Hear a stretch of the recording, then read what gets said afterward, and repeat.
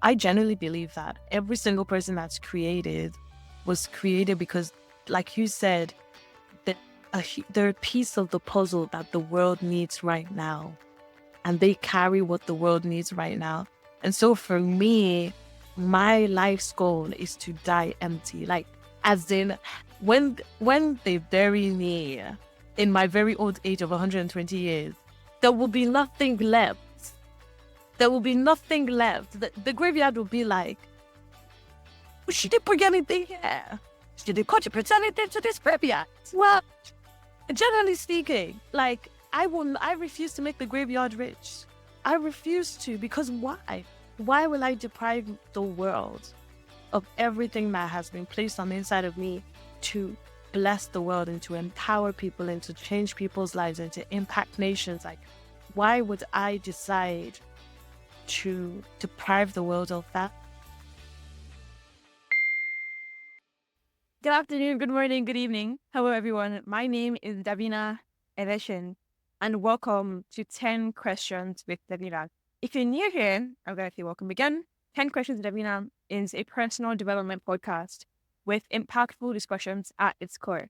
In each episode, I sit down with my guests, remarkable individuals who have faced life's challenges head on and emerged stronger. And I ask 10 carefully crafted questions that uncover the heart of their experiences. We explore their dark moments, their breakthroughs, and the invaluable lessons they've learned along the way. My goal is simple yet profound: to provide you, my listeners, with real, raw stories that resonate with your own journey. Today, I will be speaking with Grace Toluwalase Itofa-Ivarah. Recently, Grace Itofa-Ivarah. She's a writer, international speaker, and social worker. A Fulbright at George Moore Scholar, she earned a master's degree in international human rights law from the University of Notre Dame and currently works as a trainee solicitor at Arthur Cox LLP, while leading Audacity XX, a social enterprise dedicated to empowering women. With experiences at the United Nations, the Irish Department of Foreign Affairs, and the Hague Academy of International Law, Grace is passionate about human rights and education, advancing these courses through speaking, social entrepreneurship, and guest lecturing. She has lived in 5 countries in the past 6 years and loves planting, like everyone should, and believes in living boldly under her life motto, Die Empty. Hi. Hi, Davina. Thank you so much for having me. It's honestly such a privilege to be here. I remember seeing this podcast a couple of years ago. I think when we were still on the YAML program, and I just thought, you're such an excellent human being. Honestly speaking, I was like, this is amazing that you would take this on so young and do it so excellently. So it's a dream come true. But the honor is mine, really. Honestly, Good. So much. Thank you. For those that don't know, I started 10 questions at 14, but then I kept going, and Grace and I met at the Yemi Adenuga Mentorship and Leadership Program. So shout out to Constellation. shout out Constellation for introducing us. We met there, and Absolutely. yeah. So thank you so much, Grace. Thank you. My pleasure. Okay, let's get started. Before I start, sorry, I want to say congratulations on your wedding.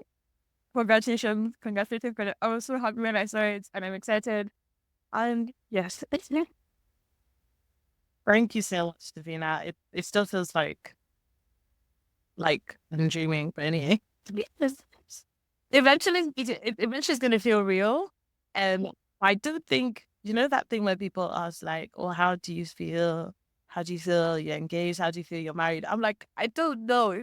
Like, does it feel like it's really? So, thank you so much. no, and no worries. I'm sure we'll get more into that as we continue the episode. My first question is, what were your biggest dreams or goals when you were young? Did you imagine yourself in the position you're in today? Absolutely not. So when I was younger, at first I wanted to be a politician, not a politician. I wanted to be a journalist. And then the politician I wanted to expose in Nigeria died. So then that dream died with it. I was like, gosh, I don't want to be a journalist anymore. then I wanted to be an actress because my dad used to be an actor. And then my mom was like, no, there's too much kissing in movies. You're not allowed to do that. So that went by the way as well. And then, do you know what? When I got into secondary school, I started telling everyone I wanted to be a doctor because at the core of it, I wanted to help people. Like I wanted to travel the world treating sick children. And so I really wanted to be a pediatrician. And I did my exams in Ireland, like my A levels exams. And I also did like the exam to get into medical school. And I didn't get enough points in the medical school exams to study medicine for university. And I remember on the last day, so in Ireland, the way it works is like you put down 10 options of what you want to study and the university you want to study in. And it's like in the order of preference. So on the day it was closing, it's called the CAO. On the day it was closing, I just felt like moving my options around a little bit. So I moved law up and I pushed speech and language therapy down. So I had like medicine, biomedical science, medicine, law, and then speech and language therapy. So law was number 6. And that was what I was offered. I remember like my dad came home that day and he was like, you would make a great lawyer. And I was like, okay, I'll just do the degree then. And he's let me go from here. And I remember telling myself, because people said, do law for a year and then go into biomedical science. And I said, do you know what it is? I will do law for 4 years. If I really hate it, I'll go do graduate medicine. But I'm going to give it my absolute best shots. And if I really, really don't like it, then I'll do something else. And now I can't picture myself doing anything else. One thing I do know I've always wanted to do throughout my life, though, is be a motivational speaker. Yes. So I think I still do that anyway. But yeah. Okay, I love this story, and I love how you shared that tiny snippet of how you wanted to become a journalist just to Yeah. in a job position.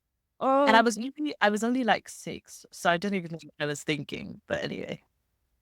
well, I'm glad that you felt that need to switch up low higher position and you're where you're at today. My next Yes. question is, what is it that your parents or the people around you in general did or didn't do that has contributed to your accomplishments today or has changed how you see things? Absolutely. I think first of all, my parents are very Nigerian parents. Okay, we moved to Ireland when I was 8 years old, so they were strict enough. But the thing with my parents was that they let each and every one of their children decide what they wanted to do. So we never had that conversation of like, this is what you should do, this is what you have to do. I mean, my mom didn't want me to be an actress because she didn't want me to be exposed to things. That's reasonable. That's reasonable, but I think I'm still going to be an actress one day. I'm going to do like a Priscilla Shire kind of thing. So, don't worry, you see me soon on the screen, but there'll be no kissing. So, yeah, like my parents never really imposed anything on us, and they always pushed us to explore our talents. So for me, I was doing really well in school, but I also sing, dance, and act. And so my parents would always drop me off at like my rehearsals.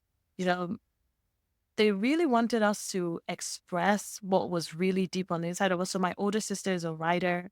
My younger sister is really good at organizing stuff. My older brother plays keyboard, and like when he plays, you just want to like listen to him all day.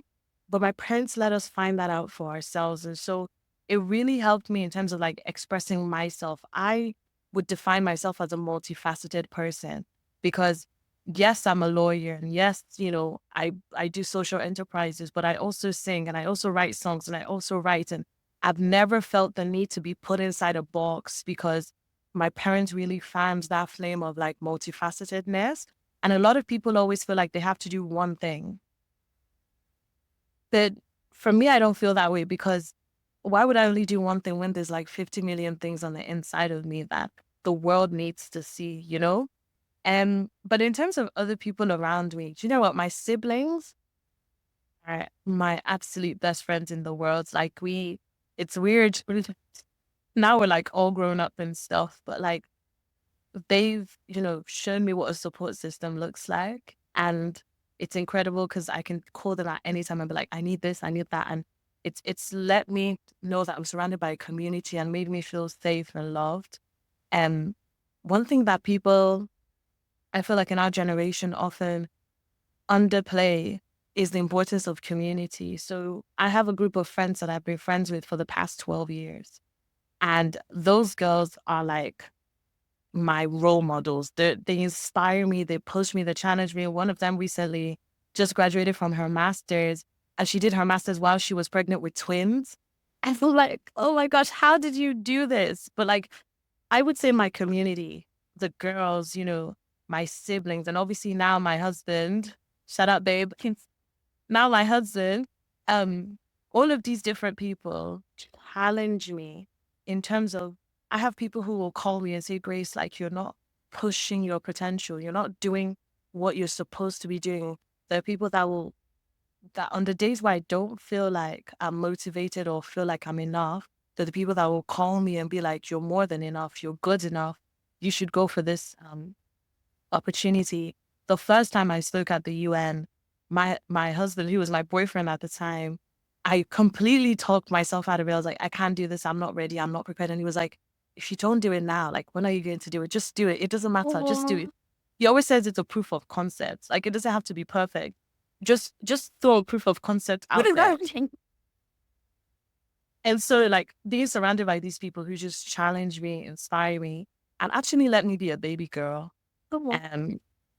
really, really makes a difference for me.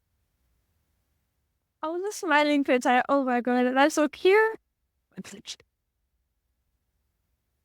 Okay, yes. And I love what you mentioned the importance of community, because no man is an island. We can't do those. We all need like a pick me up or like support system at some point. So thank you. Now the next question I have is a 2-in-1, I would like to say.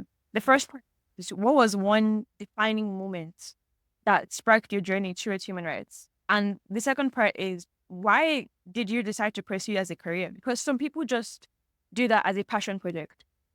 I saw a lot of human rights violations. And, when I said earlier about wanting to expose a politician that was corrupt, from a very young age, I had a sense of social justice and fairness.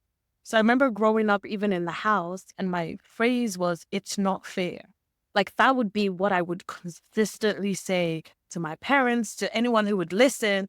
Like, I would see something on TV, I'm like, it's not fair. Why is this happening? This is not fair. And so I don't know how, but I think God put it on the inside of me, this sense of social justice, like not accepting the world as it is, but pushing for the world as it should be, And so for me, one of the really defining moments for me was a couple of weeks before we moved to Ireland, some robbers had actually come into our home, and they'd attacked people all over our street, and they had done all sorts of things. And I remember I was in the room with my siblings, and the robbers had come into our house, and we all pretended to be asleep, right? And so they shone the light on our faces, and we all pretended to be asleep, and then they left. They hurt my dad, and everything, all of that stuff happened. And I remember thinking to myself, like, in a functioning society, first of all, people called the police, and the police did not show up. Like, they were nowhere to be found, Davina. So in a functioning society where human rights are upheld, the impact of this would have lessened, right? In a functioning society where police are paid properly, where young people have employment, because a lot of the people who rob people are just unemployed, in a functioning society where people have rights and people pay taxes and people have access to social welfare, would this have happened? No.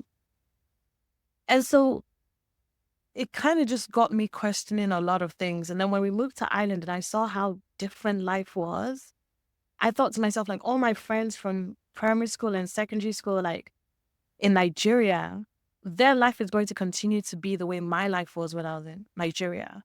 And I'm living a better life, not because I deserve it or because I worked hard, But because I moved to a different part of the world where a lot of things work, like not everything works here, but a lot of things work. And I began to just think about what is it that makes the difference. Part of it was policy, part of it was, you know, a functioning government, human rights being protected and respected.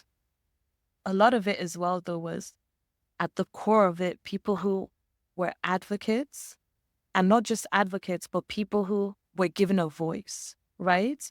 And so I could, be shouting the same thing in Nigeria that I could be here, but maybe someone would listen to me here more than if I was in Nigeria. And so when I went into university and I started studying law, the course that was forced upon me, I took modules in human rights, and I began to see how, a lot of people fought for each and every one of us to be in the place that we are at right now. Although at 6 a.m. every morning, I ask myself, who fought for women to work? But at the core of it, every single thing that we are enjoying right now is because someone stood up for us. Yeah. And I began to think about the people who I kind of left behind back home. And I started asking myself who's standing up for them. And so I kind of just veered more towards human rights. And then I did a module on imprisonment and saw how female prisoners are treated so terribly all over the world, and how all of them come from the same background. Like, all of them usually come from single parent households. They probably have drug issues and so on and so forth. And you know what, Davina, I just started seeing it, how messy the world was, and how much I wanted to contribute to being a voice to people who don't have a voice.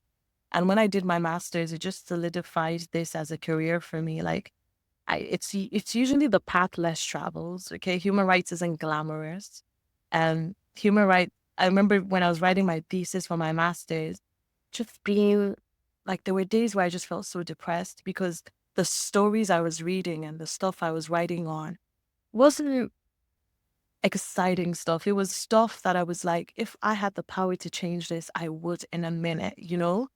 And but it's also so fulfilling and rewarding when you have a client who maybe thought they lost all hope, and then they get something in court, or a policy is implemented to protect people who felt hopeless. Like, it's probably the most rewarding career I can possibly think of. And I decided to go into human rights policy as opposed to human rights advocacy in courts, because I believe that by the time you get to courts, the damage is done, right? So when we're in court, we're usually already saying like, oh, somebody has suffered, and so let's give them money as compensation. So I'm really passionate about going into policy making so that we can even create policies that prevent the violations to begin with. Well, I that hope was a that. very. What do you mean you hope? That was very.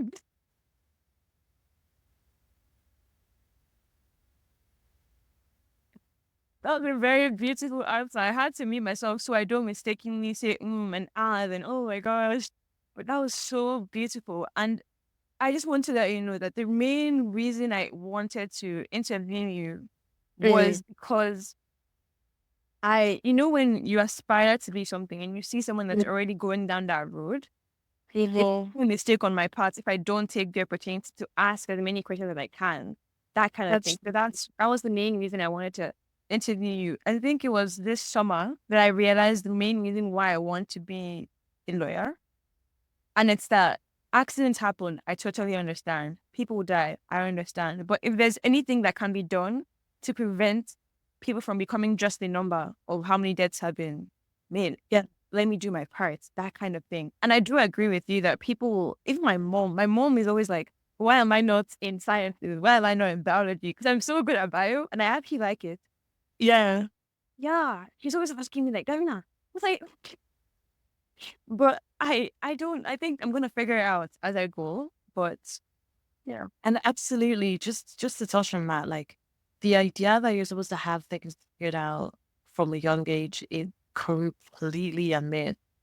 Every single room I have been in, every single organization I have worked in, I never set out to work in them. Well, Like, I literally only applied for my master's and my scholarship because the day before my friend said, "Are you going to do a master's?" And I was like, if I do a master's, I'll do it in America. But when I got home, I was like, why did I say that? I'm not going to America. Like, that's not part of the plan.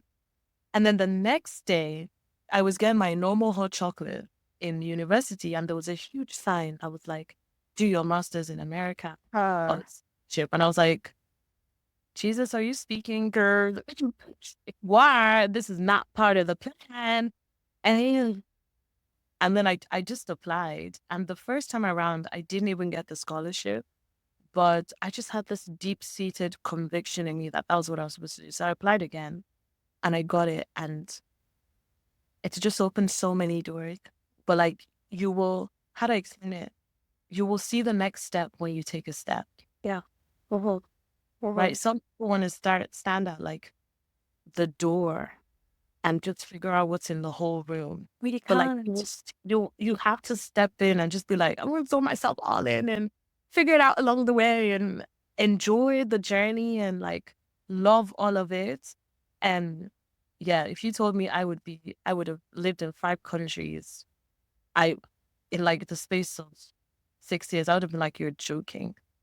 Like, what am I doing? What am I looking for? Yeah. Who's sending me there? Who's sending me there? But it's just been a journey, and Whoa. it's so important, I think, that we don't lose our adventurous spirits. I feel like in a world where everyone's kind of encouraged to just figure it all out, and then everyone's so scared to try something new. And Wow. like, when are you going to try something new? It's not going to be your 40s. I mean, you can, but like, Yeah. this is the time to just leave your stuff in your parents' house and go and see something else.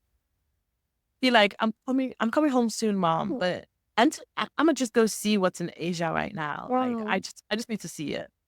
And yeah, Okay. Okay. Thank you. And I just want to mention that I'm right now, my undergrad is in international relations. And hey, in international relations, and I have the chance to either switch to econ because I like math and I see econ as that merge between social sciences and math. But yeah, we're gonna see how it goes. We'll see. We'll see how it goes. you see how it goes. You over time you just figure out where your heart is leaning Oh, towards. And even if you don't switch to econ, and in 2 years' time you're like, I want to switch to econ, guess what? The world that we're living in allows you to do that switch easily.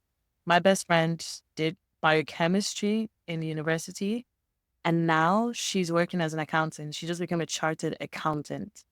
So anything's possible in this new world.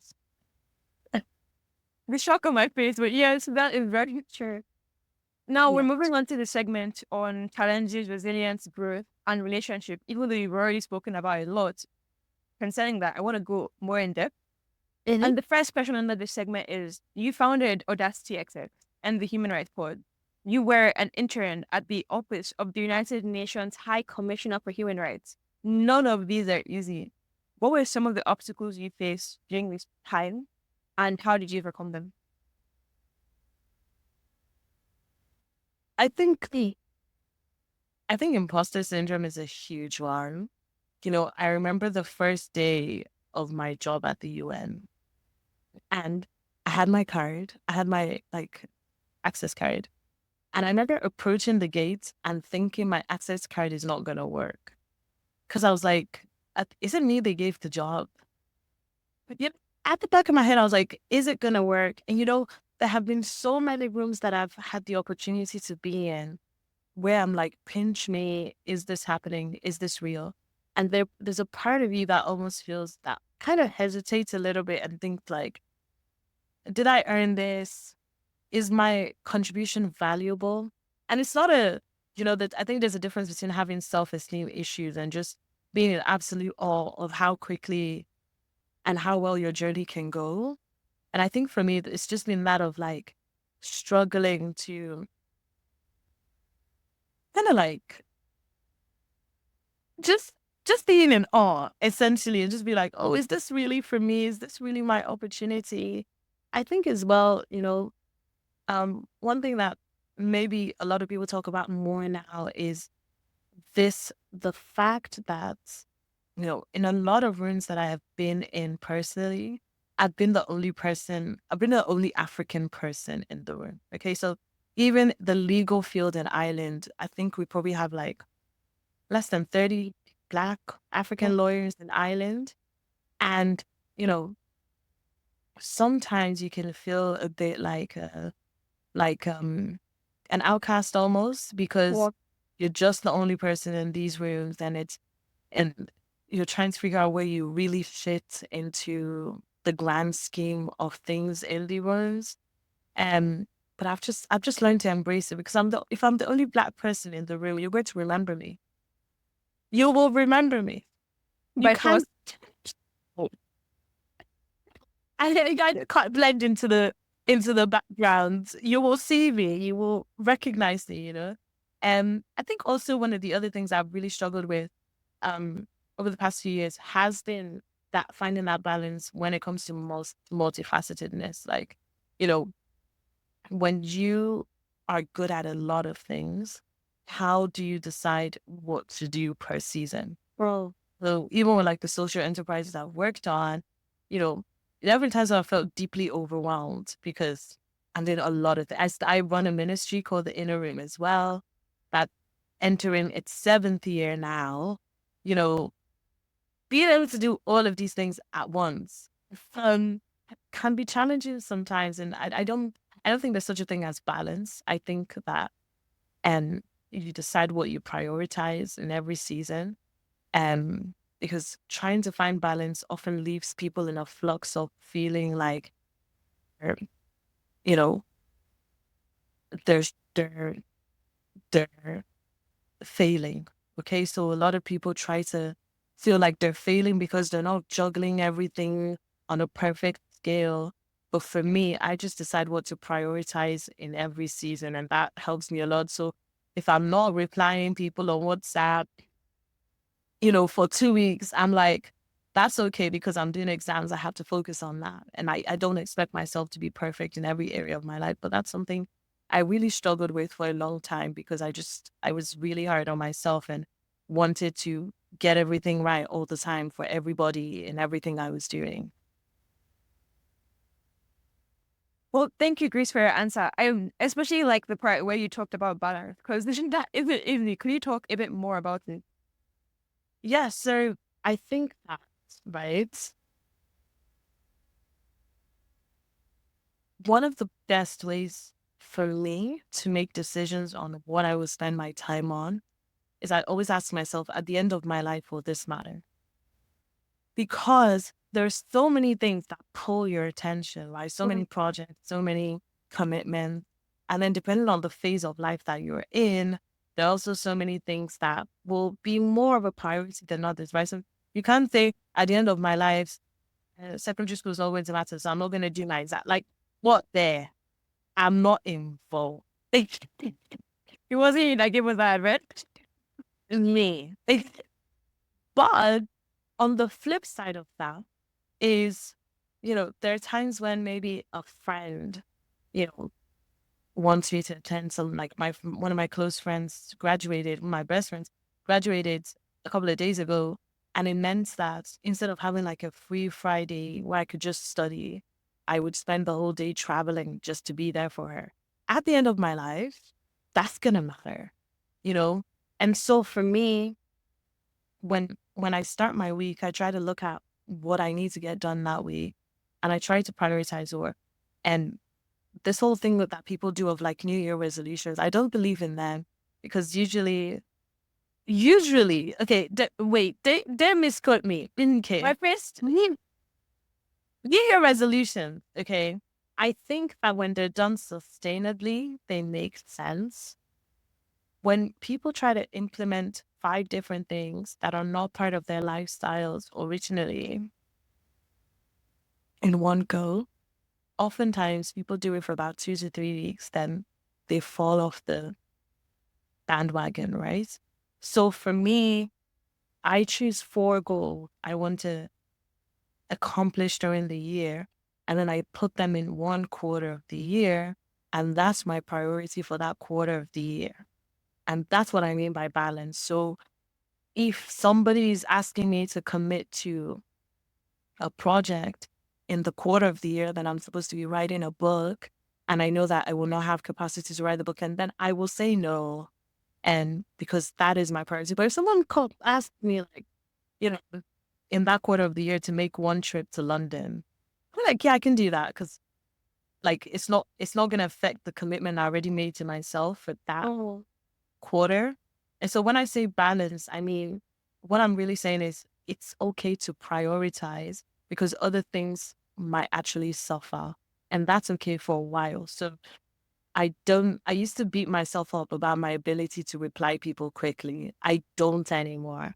Because because there are definitely busy seasons where I don't even have the mental capacity to reply my messages, or there are busy seasons where I don't have the capacity to show up for my friends or hang out with them as much as I'd love to.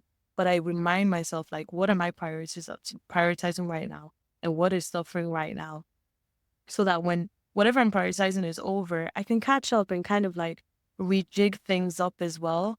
And it's important to understand that life is in seasons. Even your year is in season. Even your month is in seasons. And once you start showing yourself a bit more grace, you find that you have a lot more peace when it comes to how you are living your life, and also remembering what will actually matter at the end of your life. Okay? Okay. I'm so glad I asked for more explanation on that because that's a very interesting take Yeah. on New Year resolutions.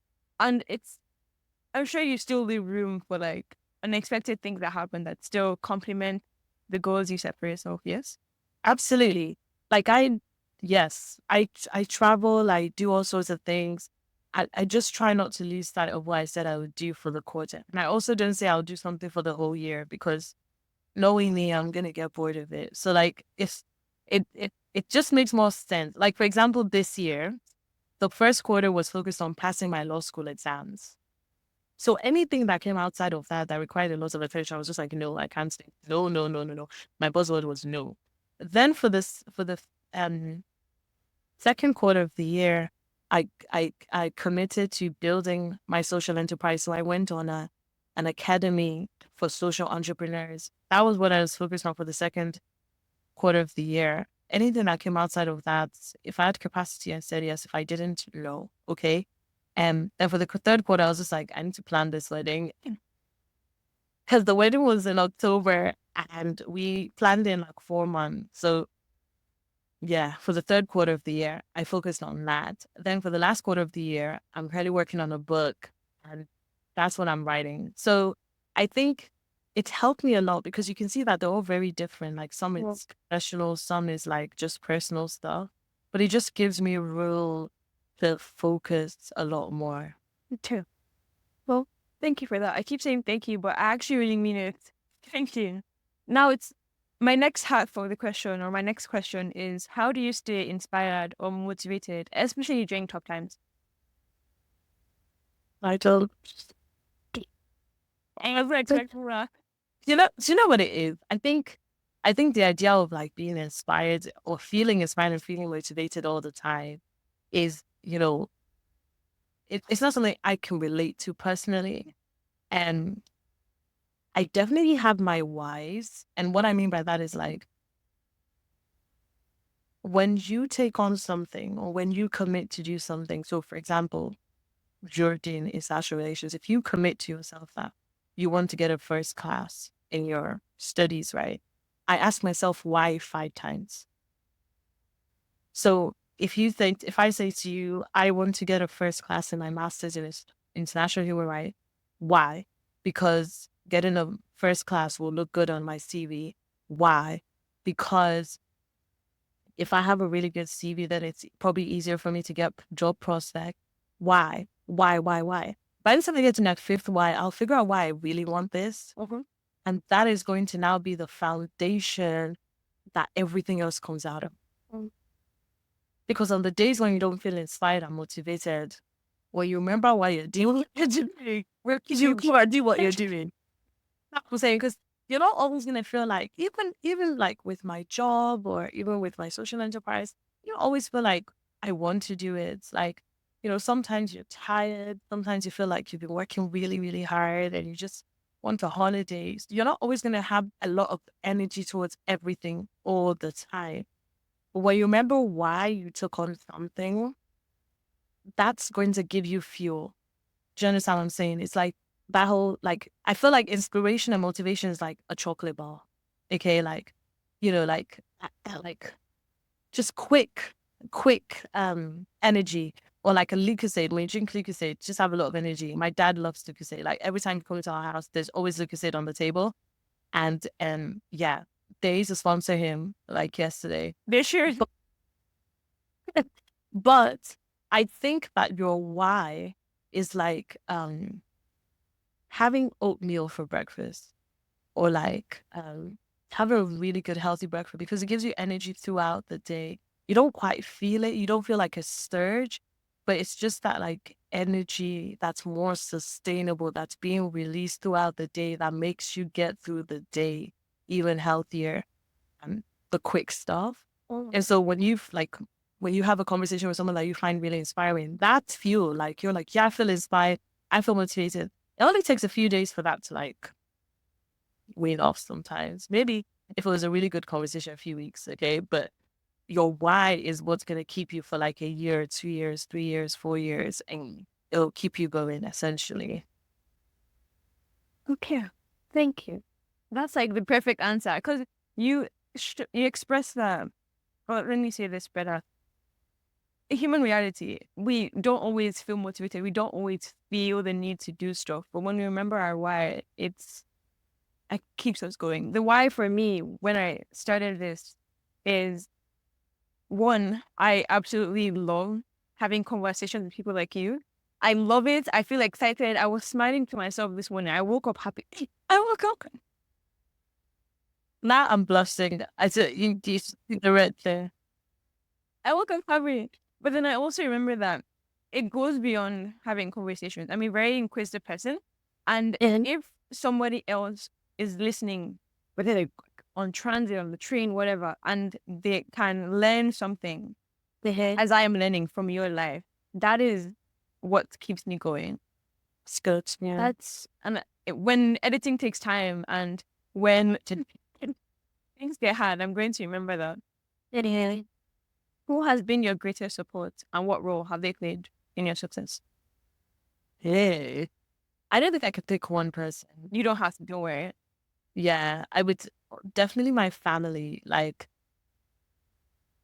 I'm not even underestimate do you know, like I said, I've run a ministry for 7 years, and all three of my siblings have been on the team for that ministry years. Like my dad, whenever I would have like musicals and I'd be finishing university at like 11 p.m., 12 p.m. because of rehearsals, my dad would finish work at 11 p.m., drive 40 minutes to come and pick me up, and then take me home for another 30 minutes. Do you understand? My mom is a nurse. And so she's really been like the rock in our family. And like she should call me into her room and just tell me all of these great things about me. And honestly, if not for my family, I don't think I would be here. My parents, even when they don't understand my dreams, like when I told them I was going to go to the UN, and like my mom was like, she just came back from America. Like she didn't get it, but she still supported me. And she was just like, do what you feel like you need to do. Do you understand? Like that makes a huge difference. Obviously my girls and my siblings feel Tope to sing. Then my girls, Ife, Joy, Nife, Tito, Esther, and I feel like I'm forgetting someone, Amanda. Right. So we've all been friends for like 13 years. And they just really, really encourage me. Obviously, like I said, my husband as well. Like I think so. Funny story, we met on Instagram because I followed him because he was really. So that was the kind of relationship we had for a while. And because I really, really looked up to him. I still look up to him. But now, like, like, the he's just been really amazing at like kind of continuing on from where my parents have left off in terms of calling out greatness on the inside of me and not letting me shy away from incredible opportunities. And I would also say, in terms of support systems or like the role that people have played in supporting me, I would also say teachers. I actually think teaching is one of the most rewarding things anyone can do. And I think teachers are God's gift to mankind Oh, because in secondary school, I had two teachers who kind of somehow noticed that maybe I worked hard and I was gifted, and so they kind of pushed opportunities my way.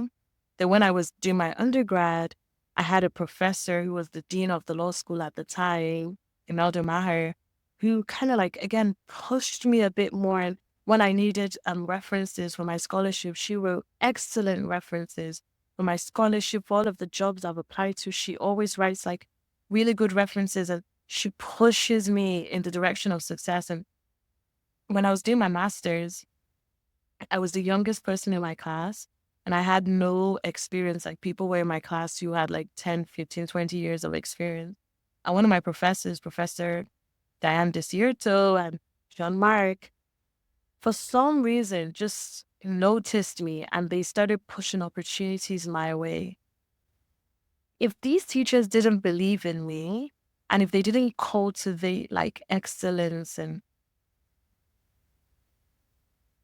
advocacy and passion from the inside of me, I probably wouldn't be here either. Like my the professor for my master's program pushed for me to get funding to go and study in the Hague Academy of International Law.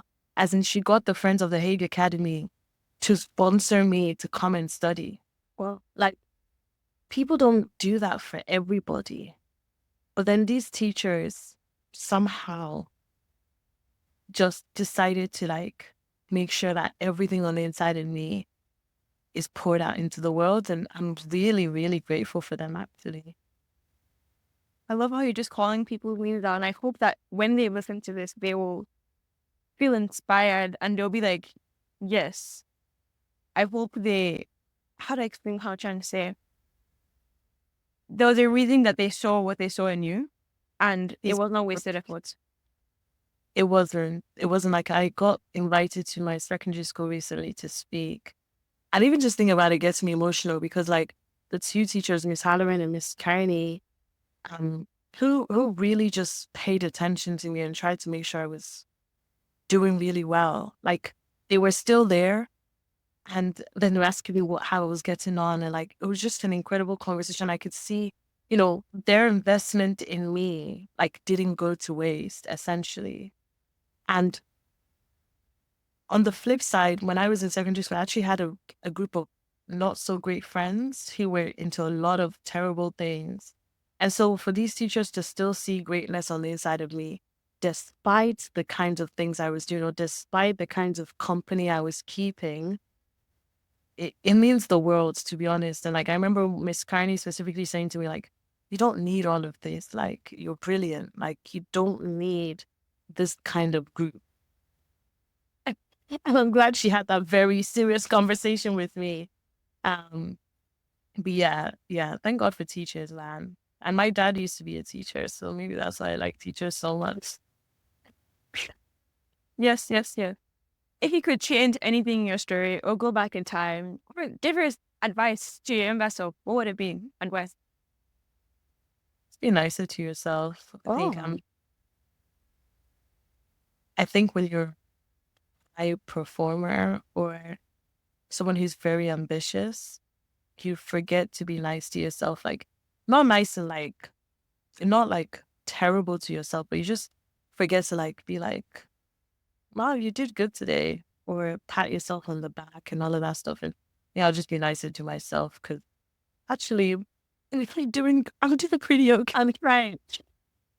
Yeah, I'm trying. Well, hey, I'm trying slow. oh my God. I don't know how I'm just having this conversation with you. And I don't know, I genuinely don't know. I don't know how this world works where other people might be going through stuff, and you wouldn't know just from seeing their faces until you ask. Why?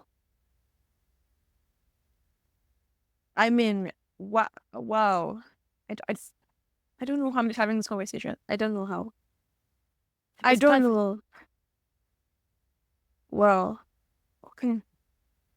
Wow. I just keep saying wow because it's so true.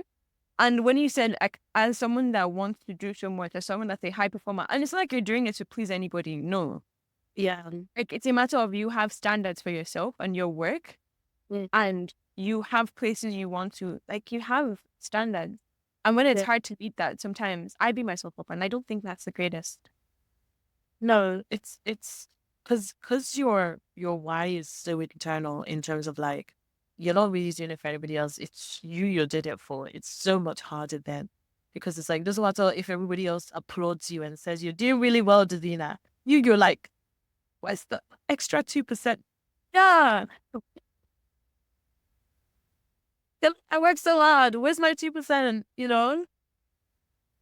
But no, it's important to be kind to yourself because you know your self-talk sometimes actually determines how far you go. Oh, yeah. So, like when we push the ambitious side of things to one side and like the discipline side of things and the hard work side of things, the Bible says, as a man thinks in his heart, so is he. So I'm Christian. I'm thinking of myself. Whatever I'm thinking about myself is what will manifest itself ultimately. So if I'm thinking, oh, I'm not good enough, or I'm just a failure, or this and that, that will plant a seed in my heart that will then germinate eventually. And one thing people don't realize in general is that thoughts are just that, they're thoughts. Think of thoughts as a seed. Is it easier to uproot a seed or a tree? A seed. But when you let a thought germinate and continue to grow, and every time the thought comes into your head, you're like, yeah, I'm a failure. Yeah, I'm a failure. Instead of I failed at this, it becomes a tree that's harder to uproot. So 5-10 years later, you don't even know why you're lacking confidence in one area, but it's because you let the seed germinate for so long. And so for me, there are still things that I'm trying to relearn now about how I feel about myself because they were thoughts that I had as thoughts years ago that I didn't catch back then, that I just allowed to become a part of me. And now I'm trying to figure out how to not let them be part of my mindset anymore. You know, so I would tell myself to be much kinder to myself, much kinder. I think this is a call for mindfulness. And what else? Because my main thought when I'm down is never when I'm an idiot, I'm a failure. It's more of I'm doing everything wrong. Yeah. But then because I'm trying to hold on to so many balls and they're all falling. And now that I hear what you said about balancing and prioritizing, I will definitely take that advice to heart. First year of university has done me like this. But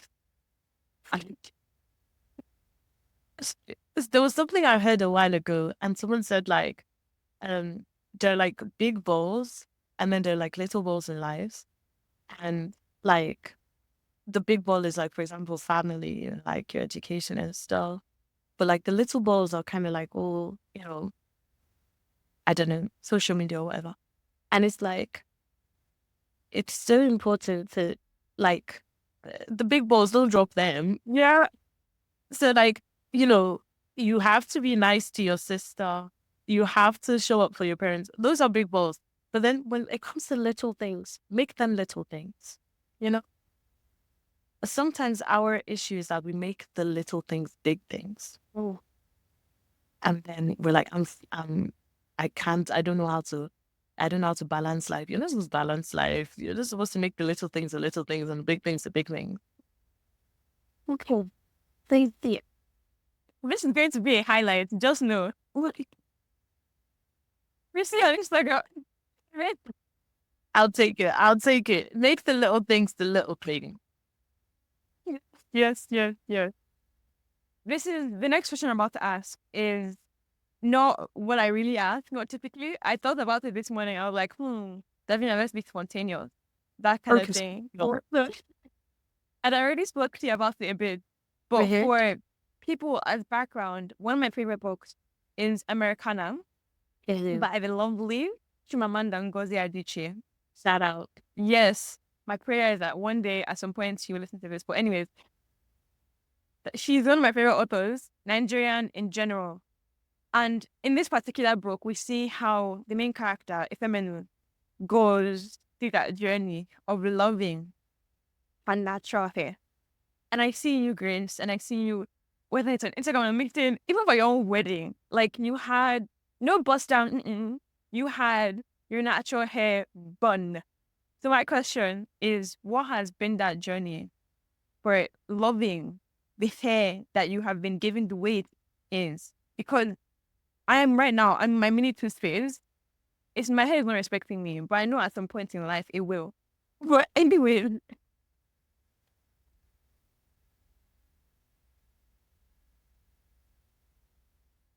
one day your hair will listen, because there was a time where I thought to myself, my hair has a mind of its own and I'm so tired of it, you know? But I absolutely love this question because I love my hair. Like, I love, if there's something I love, it's my hair. And do you know what it is? I remember growing up and feeling so much pressure to put a wig. Like, I don't hate wigs, don't get me wrong. If I really need to, I'll put one on. But just feeling a lot of pressure to like like I used to relax my hair, because that's what African moms do. they can't And be bothered. yeah, I'm bothered. And it got to a point where my mom would put the relaxer in for like an hour and my hair would not come out straight. Like my hair was just not relaxing for anybody. Then my hair started falling out. Then I got like a scalp infection and like my hair it was just messy. And I remember one day one of our aunties came over, Auntie Kelly, and she trimmed my hair. Like, he caught my hair a lot because she was like, it's breaking. And I don't know how to look up the hair. I don't know what to do.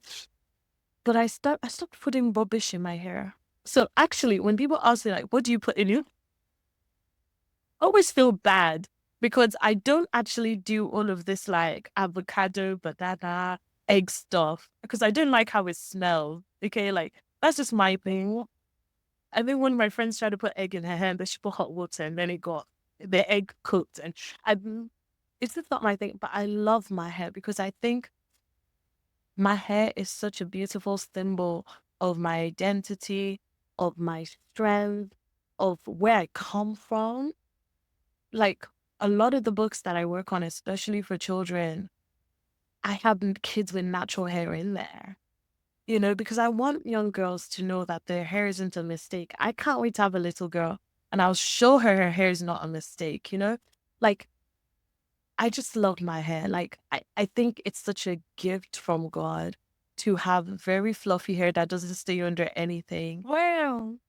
Hair that you can just wake up and like, yeah, you can't do it in 5 minutes, but it's yours and it's beautiful and it's coily and it's gorgeous and people can't quite understand it and it has its different texture. I don't even know if my hair is 4A, 4B. Like, I don't pay attention to all of that. I just put water in my hair.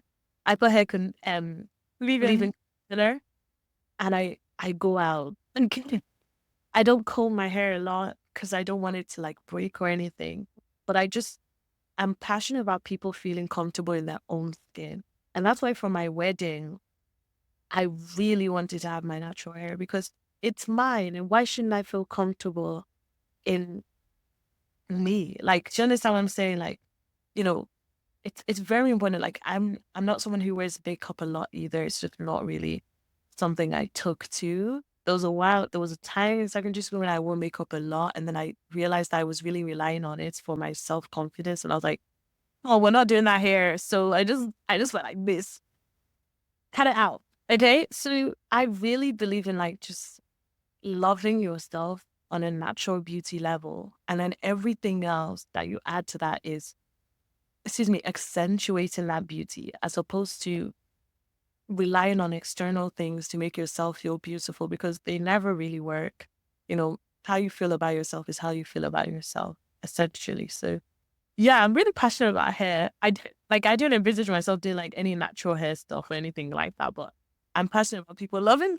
Well, as we should, because people, I feel like I wasn't taught to love my hair. Really? I was relaxed. It was my own choice to stop relaxing. And I still had aunties asking me, hey, when are you going to relax it? And I'm like, I don't intend on doing that anytime soon. Well, there was one time I went to a hairdresser's, never went to her again, but she saw my hair because my hair's really thick, right? So it's not just long. It's like when you look at my hair, you can already calculate how long it's going to take you to do braids on it. Like it's and I there was a time when I used to do my hair myself because I just couldn't be bothered to go to a hairdresser, and it would take me like a whole day to just get braids done.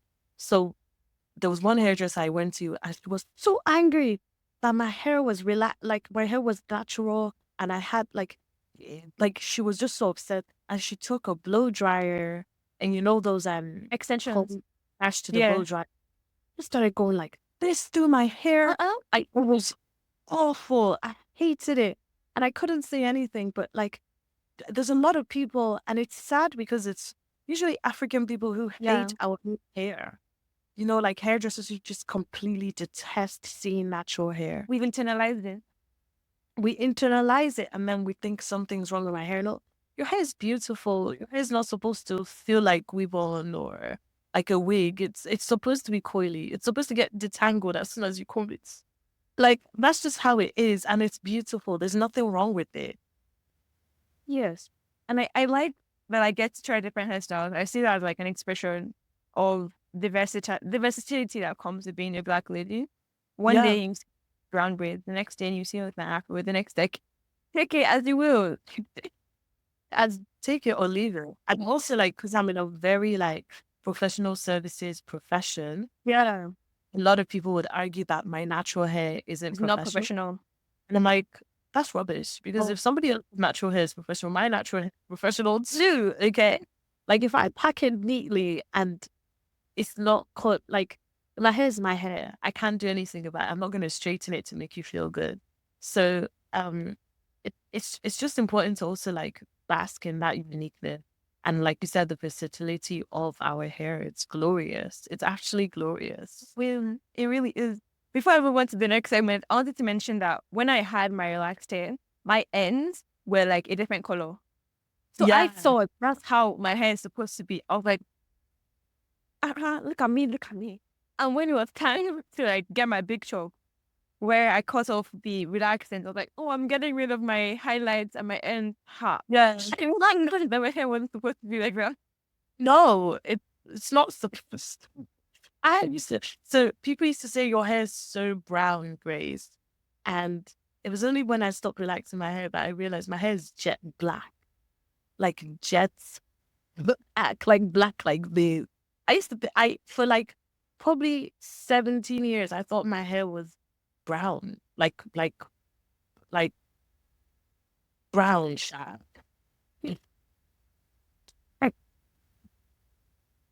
But like, I understand it. I understand completely. I understand completely. Yeah. Yes.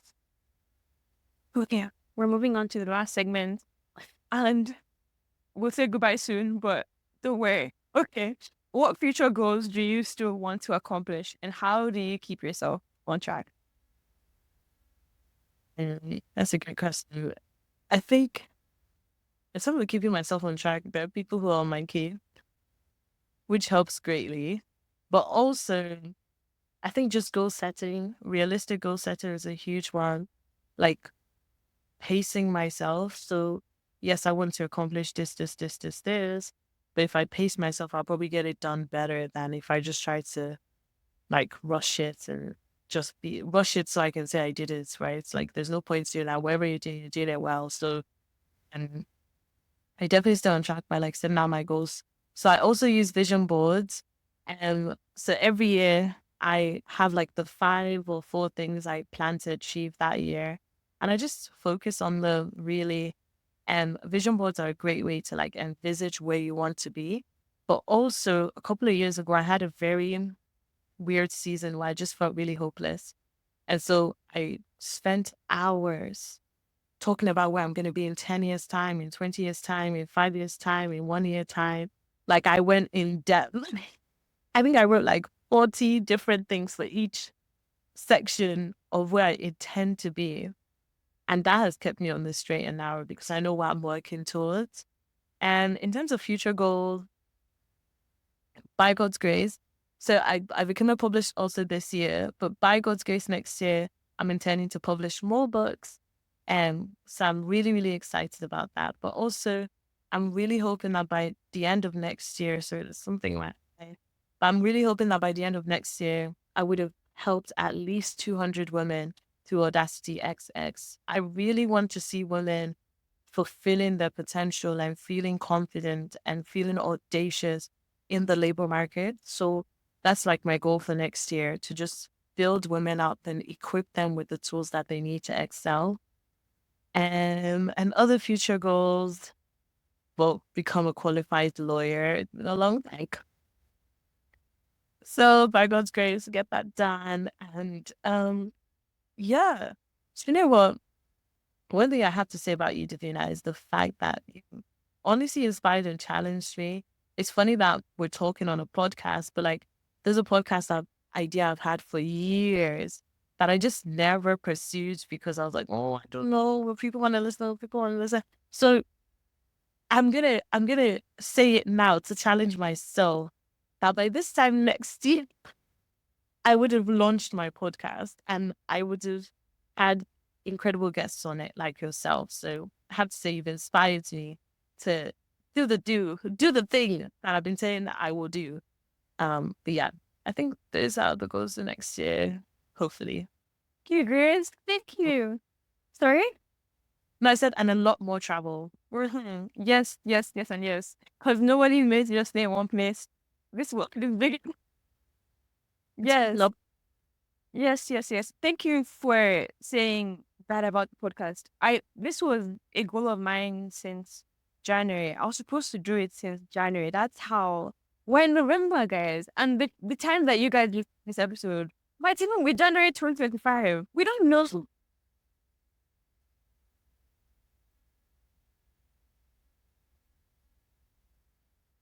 Well, It's oh my well, god. But then I told myself, because I had two main goals this year. No, three. I don't have three, Sha. The first one was to sing live, like sing on stage, and my worship team, my church's worship team. I'm glad I joined it because I've spent a lot of time focusing on speaking, but I haven't spent enough building that talent of singing. So I was like, I'm gonna do it. So I did it, and I'm glad I did. So that was one goal I already ticked off. The second one was this podcast. I told myself I have to do it, and September came, I still hadn't done it. And October came, I still hadn't done it. And I was like, you know what? Maybe I should just put it off another year. And I see him as a father figure. His name is Carl Ogle. And I'm very sure that he's going to listen to this. He was like, Davina, the year is about to end. Don't let imposter syndrome get the best of you. Don't let that analysis paralysis, because I have that a lot, where I try to analyze things. And like you mentioned in earlier, where someone will stay by the door and be like, okay, is this a good option? Let me see how it goes. But you can't really do it. So I did it anyway, and I'm glad I did. And when it comes to will people listen to this, my why behind that is, as long as one person, I see everything to be purposeful. I'm not here for myself. As you probably already know this. You're speaking with so much wisdom. You already know that.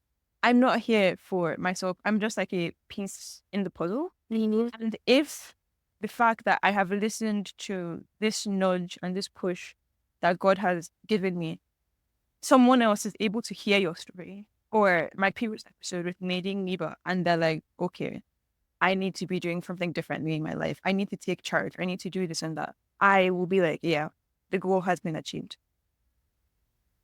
So this is just proof that I'm in the right space.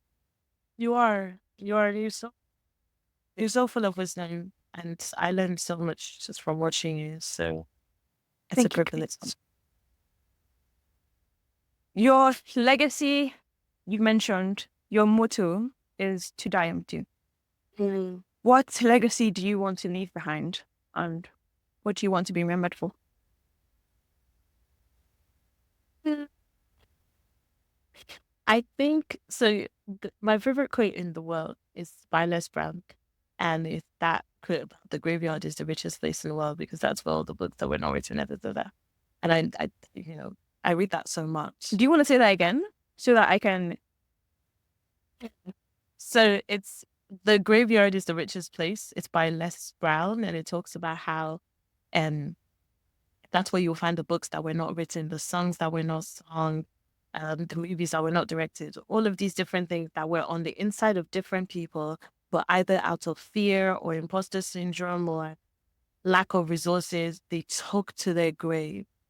I genuinely believe that every single person that's created was created because, like you said, they're they're a piece of the puzzle that the world needs right now, and they carry what the world needs right now. And so for me, my life's goal is to die empty. Like, as in, when they bury me in my very old age of 120 years, there will be nothing left. There will be nothing left. The graveyard will be like, she didn't bring anything here. She didn't contribute anything to this graveyard. Well, generally speaking, like, I refuse to make the graveyard rich. I refuse to, because why? Why will I deprive the world of everything that has been placed on the inside of me to bless the world and to empower people and to change people's lives and to impact nations? Like, why would I decide to deprive the world of that? In terms of how I want to be remembered, I want to be remembered as the person. I want to be remembered as someone who was monumental. That, like, when people met me, every single person that met me felt like they were the most important person in the world, and they felt seen and they felt loved and they felt like they had something to offer the world. And I'm really passionate about, like, making sure that even people that feel like they don't have a voice, that by the time they leave me, they feel like they have a voice, you know? And I think everyone deserves to feel like they matter. And ultimately, for me, that's my goal, that every single person that meets me, every single person that comes across me feels like they matter by the time they're leaving me. And yeah, Thank you. I keep saying thank you and I keep saying this, but thank you. yes, yes, yes. You don't want to contribute to the richness of the graveyard, as you should, as you should, as you should. Yes. But we've reached the end, and I have a tradition, I would say, because I did it when I had 10 questions with Davina on Instagram, and I like to keep on, like, to continue it, where I give my guests the opportunity to ask me one question, not two, just one, because we don't have that kind of time. So this is your, like, I don't know, what do you want to ask me that I already shared? Okay. It's hard. I have two questions, but it's hard.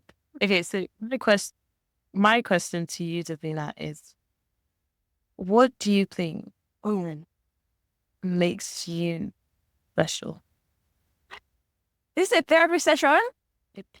But I need you to, I want you to answer the question so you know for yourself, outside of what anybody else is telling you, what you believe makes you unique and special and such a huge part of what this world needs right now. No one has ever, I've been on this earth for 18 years. And no one has ever asked me a question like that. People typically ask, why did you start 10 questions, Davina? Or, yeah. Really? What makes me special? I like to think it's the way my mind works. And I have this instinct of always asking why. I don't know where it came from. I don't know how. I don't know. Like, I genuinely don't know why. But I like to think that the fact that I understand math so well, even though I don't intend on doing that in university, and two, that I have a very inquisitive mind. I'd say that the thing that I find special. And then when I was younger, I used to have this habit of, how do I explain this? I thought inanimate objects had feelings. So it's like I'm advocating for them too, that kind of thing. So when I had to throw out like a dress I loved, and I would feel bad for that dress. I would feel like I betrayed the dress. So Yeah. now that I'm thinking about it, maybe that's like a sign that I like to help people feel better. I don't know where that feeling was, but anyways. So one, inquisitive mind. And I think I'm trying to work on using that as a strength and Yeah. seeing this period, because I will embark on a journey at some point where I will keep on asking, keep being inquisitive, I think. Keep asking, because I think inquisitiveness is a gift. Not everyone has it, but you find that people who are disruptors and innovators are people who always ask why and what can we do to what can we do differently. Oh, And so you'll go far just by asking.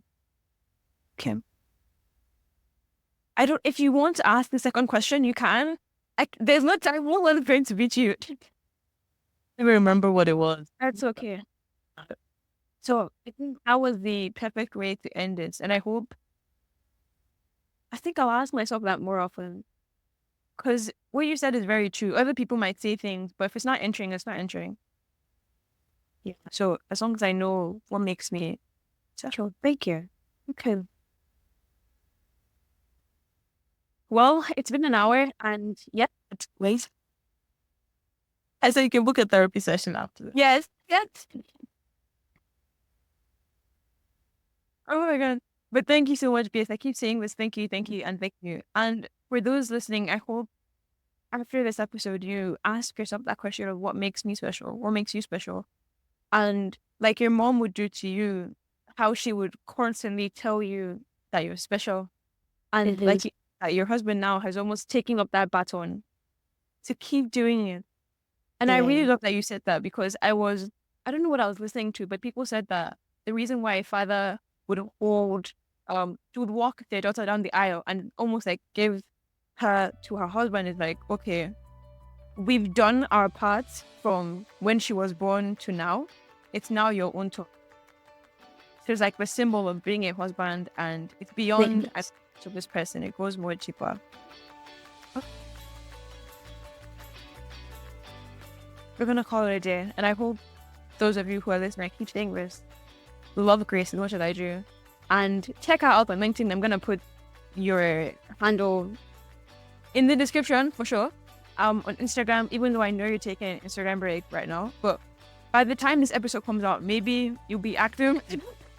And I'll be back. I do these. I go offline, and I just try to live a little, enjoy like the present. But yeah, I'll probably be back. Yes. Hopefully, it doesn't take till January 2025 for this episode to come out. By God's grace. Okay. Well, bye. Bye.